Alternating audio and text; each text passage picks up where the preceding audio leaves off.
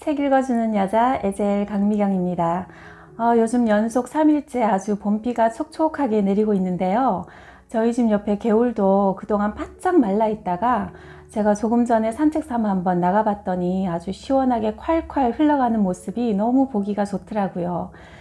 우리의 영혼도 성령의 단비로 아주 흠뻑 젖어들기를 바라는 마음으로 오늘은 제가 박효진 장로님의 두 번째 간증집 하나님은 아무도 포기하지 않는다 중에서 2장에 나오는 제사의 실체, 천국행과 지옥행의 이야기로 우리가 항상 너무나 궁금해하는 영적 세계의 비밀, 그 실체를 한번 낱낱이 밝혀보도록 하겠습니다. 내가 중학생 때 대구에서 대학교에 다니던 가까운 친척 규호 아재, 아재란 아저씨의 경상도 사투리입니다. 규호 아재가 낙동강에 빠져 죽은 사고가 일어났다. 장마로 홍수가 지는 바람에 열흘 뒤에야 꽤 먼 곳의 다리 난간에 걸린 시체가 간신히 발견되어 그의 아버지와 우리 아버지가 급히 내려가서 근처에 묻어주었다. 그런데 그 사건 이후 아재의 집에 어려움이 끊이질 않았다. 가족들이 중병에 시달리고 가세가 급격히 기울자 답답한 마음에 점을 보면 번번이 죽은 아들의 원한 때문이라는 점괘가 나오니 기가 찰 노릇이었다. 하는 수 없이 아재의 부모는 전라도에 아주 용한 영매가 있다는 소문을 듣고 찾아가서 90세가 넘어 말이 어눌하고 앞도 잘 못 보는 호호할매 무당을 데려와 한풀이 구슬했다. 무당은 우선 죽은 혼백을 모셔와야 한다며 낙동강 사고 현장으로 모두를 데리고 갔다. 그러고는 깨끗한 쌀을 소복이 담은 밥사발을 3배로 여러 겹 돌돌 싸서 긴 끈을 매달아 아재가 빠져 죽은 그 자리 깊은 물속에 들이우더니 한참 굿판을 버린 후 끄집어 올려 풀어보았다. 그런데 놀랍게도 쌀 안에 머리카락 새울이 박혀 있는 게 아닌가. 말총처럼 삐죽삐죽 서는 규호 아재의 억센 머리카락이 틀림없었다. 그것을 싸들고 다시 대구로 와서 굿을하는데 드디어 할매 무당에게 신이 내렸다. 몸을 한 차례 부르르 떨고 난 무당의 입에서 걸쭉한 규호 아재의 음성이 흘러나왔다. 어이 춥다. 아이고 추워라. 나는 추운 땅속에 처박아 놓고 너희들은 뜨신 방에서 이불 덮고 자재. 그때가 겨울이었다. 내가 너희들 가만 안 둘 끼다. 총각 장례라 별다른 절차 없이 대충 시신을 광목으로 싸서 땅에 파묻은 것을 알고 있는 터라 모두 잘못했다고 손이 닳도록 싹싹 빌어댔다. 그러자 무당의 조수가 돈을 놓고 빌라고 윽박질렀다. 어린 마음에도 나는 이상한 생각이 들었다. 왜 귀신이 돈이 필요할까? 겁에 질린 사람들이 돈을 잔뜩 쌓아놓고 한참 빌고 나니 그의 음성이 한층 누그러들었다. 그래, 너희들도 사정이 있었겠지. 어메 아베. 전라도 무당이 규호 아재가 쓰던 어머니 아버지의 경상도 사투리를 정확히 구사했답니다. 내가 한강에서 스케이트 타다 빠져 죽은 17살짜리 처자를 알게 됐는데 결혼식을 올려주소. 그러면 이제 집에 우환이 없을기요. 그 말에 혼비백산한 식구들은 부랴부랴 결혼식 준비를 서둘렀다. 비단으로 휘황찬란하게 마당을 꾸미고 인형 2개를 만들어서 맞절을 시키고 나니 무당이 다시 입을 열었다. 어메, 그래 규호야 와. 내 이제 결혼도 하고 마음이 풀렸으니 내가 가야 할 곳으로 갈 끼다. 그런데 친구 모모한테 돈 5만 원 빌린 것을 못 갚았으니 대신 갚아주소. 그러고 규봉아, 그의 동생이었답니다. 광에 있는 교육학 개론책에 돈 3만 원 들었으니 너 가서라. 확인해보니 모두 그의 말대로였다. 아재의 식구들은 아직도 그 충격에 휩싸여서 귀신에게 종노릇하며 산다. 이 신기로운 일을 경험한 그들에겐 귀신 숭배가 신앙이 되어버린 것이다. 나 역시 어린 나이에 겪은 이 충격적인 사건으로 죽은 자의 영혼이 귀신이 되어 나타난다는 확신에 사로잡히게 되었고 더욱이 죽은 조상들이 노하면 우환을 당할지 모른다는 강박관념에 짓눌려 종갓집 종손으로서 더더욱 정성스럽게 수많은 제사를 지내왔었다. 그러나 나중에 예수님을 알고 보니 그 모든 것은 악한 영들의 유치한 속임수에 지나지 않았다. 그 집안을 대대로 사로잡고 있던 귀신들이 규호 아재의 음성을 흉내내어 영적 세계의 눈먼 사람들을 속여먹는 가증한 쇼일 뿐이었다. 성경 말씀에 따르면 죽은 자의 영혼은 결코 귀신이 될 수 없다. 귀신이란 하나님을 대적하여 추방된 타락한 천사들일 뿐, 사람은 죽는 순간 예수님을 구주로 영접한 믿음 여부에 따라 그 영혼이 천국과 지옥으로 들어가고 예수 그리스도께서 온 땅의 심판주로 다시 오시는 그날까지 마음대로 이 땅에 넘나들 수 없는 것이 창조주 하나님께서 정해두신 엄정한 법칙임을 확실히 깨닫게 된 또 하나의 사건이 있었다. 내가 성령님의 손길에 붙잡혀 한순간에 삶의 모든 것이 어두운 죄악길에서 하나님이 기뻐하시는 방향으로 돌아선 후에도 유독 제사 문제는 여전히 마음 깊은 곳에 눈의 가시처럼 박혀 있었다. 조상을 섬기는 것이야말로 인간의 가장 중요한 도리라는 신념으로 1년에 수십 번씩 제사를 지내며 살아온 내게 제사는 신앙과 같은 것이었기에 쉽사리 떨쳐내기가 쉽지 않았다.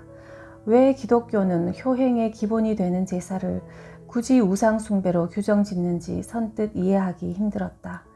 아내를 따라 교회를 다니고부터는 웬일인지 제사에 참여하기 싫은 마음이 들어 이런저런 핑계로 제사 자리에 빠지긴 했지만 어쨌든 이 문제가 명확하게 정리되지 않자 슬금슬금 영적으로 침체되기 시작했다. 기도의 문이 막히고 넘치던 기쁨과 찬양이 식어갔다. 이스라엘에도 우리처럼 족보가 있자는가. 족보라는 것은 조상의 연대기인데 그들이 조상을 기억하고 기리는 것이나 우리가 제사라는 형식으로 조상을 섬기는 것이 뭐가 다른가. 누구에게도 털어놓지 못한 이 영적 갈등이 깊어만 가던 어느 날 하나님은 평생 잊지 못할 분명한 해답을 눈앞에 생생히 펼쳐 보여주셨다. 거듭난 1987년 1월 하순, 청송가무소에 근무하던 나는 믿음의 동력자인 이 집사님과 밤늦도록 기도하다가 집으로 돌아오던 길이었다. 새벽 1시경, 인적 끊긴 도로를 나란히 걸어서 옹기도마, 항아리 등 값싼 도자기류를 만들어 파는 동네 앞을 지나치는데 난생 처음 맡아보는 역겨운 냄새가 진동했다. 구토가 치밀 만큼 심한 악취에 우리 둘은 눈살을 찌푸리며 서로 마주보았다. 기도의 짝과 눈이 마주치는 순간 나는 이것이 단순한 물리적 냄새가 아니라 영적 기운이라는 것을 직감했다. 분명 옹기도마 안에서 뭔가 심상찮은 일이 벌어지고 있었다. 집사님, 한번 들어가 볼까요? 예, 그럽시다. 동네 안으로 깊숙이 들어갈수록 악취는 더욱 고약하게 풍겨왔다. 냄새를 따라 골목길을 돌아드니 훤하게 불을 밝힌 집이 눈에 띄었다. 활짝 열린 대문 안에 전등불과 촛불을 대낮같이 켜놓고 대청에서 분주히 움직이는 사람들로 보아 틀림없이 제사 지내는 집이었다. 나는 마른 침을 꿀꺽 삼키며 동력자의 옷자락을 대문 쪽으로 끌어당겼다. 우리 좀 더 가까이 가보입시다. 집안 사람들은 빨랫줄을 풀어 마당에 내려놓고 귀신이 들어오다가 걸리지 않도록 하기 위함이라는데 얼마나 우스운가. 빨랫줄에 걸려 나동그라지는 귀신들이 뭐가 그리 무섭다고. 제상 앞에서 절을 하고 있었다. 상 위엔 갖가지 제물이 차려져 있고 한가운데는 오늘 제사 주인공 부부의 영정사진이 놓여 있었다. 대충 집안의 상황을 둘러보다가 나는 믿기 힘든 광경에 호흡이 멎는 듯했다. 단 한 번도 보지 못한 세계가 눈앞에 환히 열려 있는 게 아닌가. 이하의 내용은 극히 개인적인 체험이므로 신학적인 논쟁거리가 되지 않길 바란다라고 덧붙여 놓으셨습니다. 무수한 검은 형체들이 제상 위아래는 물론 온 허공에 우주 유영을 하듯 날아다니고 있었다. 징그럽도록 흉측한 여러 짐승의 모양으로 꺼멓게 번질대는 그들은 올챙이 떼처럼 모였다 흩어지기를 거듭했다. 흔히들 말하는 영안이 열렸다는 게 이런 거구나 싶어 가슴이 쿵쿵 뛰었다. 그들은 영적 존재라 시간과 공간의 제약을 받지 않으니 수백, 수천씩 몰려다니면서 제상을 순식간에 뚫어 통과하기도 하고 엎드려 절하는 사람들의 몸속에까지 마음대로 들락거렸다. 입속으로 와르르 들어가서 온몸을 휘젓다가 옆구리로 튀어나오질 않나. 제상 위에서 춤을 추듯 차려놓은 음식물을 짓밟아대며 광란의 발악을 하는 기괴한 모습에 나는 메스껍고 어지러워 대문 기둥을 붙들고 겨우 몸을 지탱하고 있었다. 집사님, 저거 다 보입니까? 동력자가 내 손을 꽉 잡으며 물었다. 보이고 말고요. 이 집사님도 보입니까? 하나님은 이 놀라운 실상을 더욱 명확히 믿을 수 있도록 내 믿음의 동료에게도 똑같이 영안을 열어주신 것이다. 그러나 정작 내가 놀란 것은 아무리 눈을 비비고 살펴보아도 오늘 제사의 주인공인 두 사람의 영이 보이지 않는다는 거였다. 징그러운 귀신들만 헤아릴 수 없이 북적댈 뿐 정작 제사를 받는 사람의 영혼은 어디에도 없었다. 바로 그때 내 안에 거하시는 성령께서 선명한 깨달음을 주셨다. 지금 네가 보는 것이 바로 사탄의 실체이며 귀신의 실상이다. 죽음으로 영계에 들어간 영이 제삿날이라고 외출증을 끊어 찾아온다는 것은 망상일 뿐이다. 제삿날에 후손들이 차려놓은 제사상에는 지금 네 눈에 보이는 저 더러운 귀신들이 조상을 가장하여 찾아와 무지한 인간의 영혼과 육신을 더럽히는 것이다. 그러므로 하나님께 드리는 제사 외에 모든 제사는 귀신들의 놀이터요 사탄의 장난질임을 알라. 짧은 시간에 내 마음이 명쾌하게 정리되었다. 나는 성령님의 놀라운 교훈에 식은땀을 흘리며 전율했다. 그랬구나. 그동안 수많은 제사를 지낼 때마다 나와 우리 가족이 이 가증한 귀신들에게 저토록 처참하게 유린당했었구나. 분노로 온몸이 부들부들 떨렸다. 많은 사람에게 복음을 전하다 보면 자주 듣는 이야기가 있다. 천주교는 제사를 지내도 괜찮다는데 왜 기독교에서만 기를 쓰고 안 된다고 하는지 모르겠어요. 제사만 지낼 수 있다면 당장이라도 교회에 나갈 텐데. 바꾸어 말하면 사악한 귀신들이 제사라는 걸림돌을 교회 문 앞에 두어 사람들이 하나님 앞으로 나아가는 길을 가로막는 것이다. 그러나 나는 옹기도마 제삿집에서 목격한 사실을 바탕으로 이 문제에 대해 분명한 답을 얻었다. 성경이 밝히 말씀하시듯 거짓과 기만의 천재인 귀신들은 우리 민족의 지극한 충효 사상을 이용해서 하나의 계략을 만들었다. 제사 지내는 자리에 조상의 혼백이 오신다는 거짓 의식을 심어놓고 결국 귀신에게 절하는 사람들을 지옥의 동반자로 사로잡아 가는 것이다.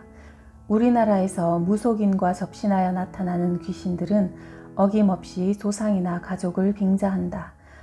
영물인 그것들은 한 가정과 가문에 뿌리박고 오랜 세월 지켜봐 오면서 그 집안의 세부사항이나 인간의 과거사를 그야말로 귀신같이 알아맞혀 사람을 꼼짝달싹 못하게 올가맨다. 그에 반해 서양의 영매들이 접하는 귀신은 대부분 일찍 죽은 친구나 형제 자매를 앞세운다. 그들의 의식세계에선 조상 숭배심보다 친하게 지냈던 사람과의 우정이 더 각별하기 때문이다. 또 중국에는 조상이나 친구 대신 장군신이 주로 나타난다. 중국인들은 대륙기질에 기초한 장군 숭배 사상이 특심하여 곳곳마다 장군들의 사당을 지어놓고 섬기기에 귀신들이 그것을 이용하는 것이다. 이처럼 간교한 영들은 개인, 나라, 민족의 가장 취약한 부분을 뚫고 들어와 갈고리를 꿰는다. 우리의 효사상은 미덕 중에 미덕이나 귀신들이 이를 교묘히 악용하여 수많은 사람을 멸망시킨다는 사실을 분명히 안 이상 나는 가는 곳마다 내가 듣고 본 것을 소리 높여 전하지 않을 수 없다.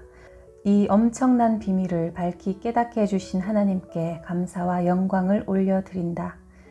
이방인이 제사하는 것은 귀신에게 하는 것이요 하나님께 제사하는 것이 아니니 나는 너희가 귀신과 교제하는 자가 되기를 원하지 아니하노라. 고린도전서 10장 20절 말씀.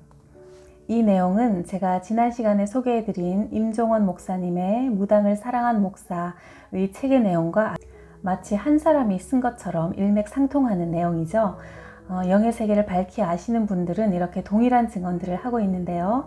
영적인 세계에 대해서 좀 더 궁금하신 분들은 무당을 사랑한 목사라는 책을 참고하시면 더욱 명확하게 영적 세계의 비밀을 아실 수 있을 겁니다. 이번에는 천국행과 지옥행이라는 또 아주 재밌는 이야기를 읽어드리겠습니다. 청송교도소는 워낙 오지에 있어 갑자기 재소자들이 큰 병에 걸리면 멀리 떨어진 안동이나 영양 지역의 종합병원에 입원시킨다. 그런 직무상의 이유로 자주 드나들던 안동의 한 종합병원에서 우연히 고등학교 동창을 만났다. 졸업한 지 오래되기도 했지만 예전과는 딴판으로 달라진 모습에 처음엔 알아보지도 못했다. 학교 다닐 때 그 친구는 별다른 특징 없이 평범했는데 그 사이 신수가 훤해진 게 한눈에 봐도 영락없는 재벌이었다. 금태 안경에 롤렉스 시계에 손가락에 낀 다이아몬드 반지의 알맹이는 내 눈보다 더 커 보였다. 병건아, 대체 네 여기서 무슨 일 하노? 이 병원에 근무한다. 나는 그 말을 듣고 더욱 깜짝 놀랐다. 내가 알던 그는 고등학교 3년 내내 공부학원 담을 쌓아서 성적이 바닥을 헤매던 친구였기에 무슨 수로 의사가 됐는지 몹시 궁금했다. 야야, 네 주제에 의과대학 문도 못 밟을 줄 알았는데 어째 의사가 됐단 말이고. 그도 막 웃다가 이렇게 대답했다. 효진아, 내가 시시하게 의사 나부랭이를 와 해먹노. 세상에 그 되기 힘든 의사를 나부랭이라니. 으잉? 그럼 병원장이가? 그딴 걸 뭐 할라고 해먹노? 그러면 재단 이사장이가? 그 골치 아픈 걸 쉴 데 없이 와 하노? 그럼 도대체 니 뭐고? 나 시체실장이다. 영안실 책임자. 세상에, 자다가 소도 웃을 소리에 내가 배를 잡고 깔깔대다가 그의 가슴을 장난스레 치며 말했다. 야 이놈아, 네가 아무리 지 잘난 맛에 산다 해도 시체나 주무르는 주제에 의사를 나부랭이라 하나? 모르는 소리 말해이. 돈이 최고인 이 자본주의 사회에서 돈 버는 걸로 치자면야 의사, 병원장, 재단 이사장이 나를 못 따라온다 카이. 시체실에 근무하면서 뭔 돈을 그리 많이 버노? 월급이 그래 많나? 월급은 얼마 안 되지만 이 바닥에서 오래 이 일을 하다 보니 관, 수의, 연구차 같은 장례용품을 독과점 공급하거든. 마지막 가는 길에 쓰는 그 돈은 깎지도 않고 부르는 대로 주지 아무도 시비 거는 사람이 없대이. 나는 아직 자가용이 없어 오토바이를 타고 다녔는데 그는 벌써 번질번질한 일제 승용차를 모는 걸 보니 은근히 부러운 마음마저 들었다. 어쨌든 나는 오랜만에 만난 이 잘난 친구에게 내가 하나님을 체험하고 거듭난 이야기를 들려주었다. 병건아, 니도 알다시피 나도 학교 다닐 때 얼마나 골치 아팠노. 그런 내가 이제 예수 믿고 장로까지 됐다 아이가. 성경 말씀에 때를 얻든지 못 얻든지 듣든지 안 듣든지 복음을 전하라 하셨으니 예수 믿고 구원받자고 권하긴 했으나 내가 볼 때 그는 절대 믿을 인간이 아니었다. 나는 오랫동안 수많은 재소자를 대해서 눈빛만 봐도 절도, 사기, 강도 등 사람의 정체를 웬만큼 알아맞힌다. 그런데 이 친구가 내 말이 끝나자마자 그래 믿을게 하는 게 아닌가. 전혀 뜻밖의 반응에 나는 깜짝 놀랐다. 믿기는 하겠는데 한 가지 조건이 있대. 지금 예수 믿으면 먹고 싶은 술도 마음껏 못 먹고 놀고 싶은 대로 놀지도 못해서 아까우니 실컷 먹고 놀다가 죽기 1년 전쯤에 예수 믿고 아주 효과적으로 천국 갈란다. 얼핏 듣기엔 나를 놀려먹는 농담 같았지만 천국 가야 하겠다는 말은 아무나 할 수 없으므로 나는 그의 말꼬리를 잡았다. 네가 천국을 아나? 그럼 잘 알제. 우째 아노? 내가 비록 아직 교회는 안 다니지만 웬만큼 예수 오래 믿은 사람들보다 천국과 지옥은 더 잘 안데이. 단연간 시체를 만졌기 때문에 관 뚜껑만 열어봐도 이 사람이 천국행인지 지옥행인지 구분할 수 있다 아이가. 그는 갈수록 더 흥미로운 이야기를 했다. 예수 믿다가 죽은 사람과 안 믿다가 죽은 사람은 한눈에 척 알 수 있거든. 예수 믿지 않던 사람의 시체는 보는 순간 언제나 오싹하게 한기가 드는 기라. 하나같이 눈을 부릅뜨거나 혀를 빼물거나 오만상을 쓰고 있어서 무시무시해. 근데 예수 믿던 사람들은 몹쓸 병으로 그렇게 아파하다가도 임종이 가까워질수록 이상하게 얼굴이 환하게 펴지면서 편안한 모습들이니 도무지 죽는 사람 같지가 않아. 한둘이 아니라 보는 족족 그러니 나도 예수 믿으면 좋은 데 간다는 걸 아니까 언젠간 믿을 끼야. 그러면서도 그는 여전히 예수는 뒷전이고 술 퍼먹고 노느라 정신이 없다. 내 친구 병건이 이야기만 들어봐도 분명히 알 수 있듯이 사람은 죽음을 목전에 두면 영안이 열려 영적 세계가 보인다. 예수 없이 살던 사람이 임종을 앞두었을 때 자기를 잡아가려고 서 있는 지옥의 악한 영들을 보는 순간 표정이 어떻겠는가. 공포의 몸부림만 남을 수밖에. 지금까지 예수 믿으라는 소리를 우습게 흘려들었는데 이것이 임박한 현실로 다가와서 영원한 지옥불 속에 떨어질 자신의 처지를 생각하면 그 절망감이란. 그런데 예수님과 동행하며 한 생애를 살다가 이 땅을 떠나는 순간 호련히 하늘문이 열리고 밝은 빛의 세계 속에서 천군 천사가 자기를 맞으러 오는 모습을 볼 때 얼마나 행복하겠는가. 영원한 하늘나라로 들어가는 자의 희열에 찬 표정은 천국을 넉넉히 증명하고도 남으리라. 예수 믿는 게 얼마나 큰 복인지. 아주 재미있었지만 또 의미심장한 예수 믿지 않는 사람이 증언하는 천국과 지옥의 실체에 대한 아주 또 흥미로운 증언이었습니다. 정말 복 중에 최고의 복은 예수님을 주는 그리스도시요 살아계신 하나님의 아들이십니다 라고 고백하는 믿음의 복인 것 같습니다. 다음 시간에는 이 책의 3장에 나오는 이야기들 중에서 전직 노태우 대통령과의 일화를 담은 지존파의 선물이라는 제목의 이야기와 진짜 예수쟁이 사형수 박철웅을 소개해 드리겠습니다. 다음 시간에도 아주 흥미진진한 이야기들이 준비되어 있으니까요. 기대해 주시고 이 책은 아래 링크를 통해서 쉽게 구입하실 수가 있습니다. 요즘 사실 별로 웃을 일들이 없는데 이 책은 모처럼 폭소를 터뜨리게 해주는 아주 고마운 책이라 제가 자신있게 권해드립니다. 물론 눈물 핑 도는 감동도 우리에게 풍성하게 전해주고 있습니다. 오늘도 끝까지 함께 해주신 여러분 정말 감사드리고요. 좋아요와 구독도 센스 있게 부탁드려요. 그럼 다음 시간까지 하나님의 은혜 가운데 많이 웃으시면서 하루하루 잘 보내시기를 바라고요. 다음 시간도 함께 해주시고 기대해 주세요. 감사합니다.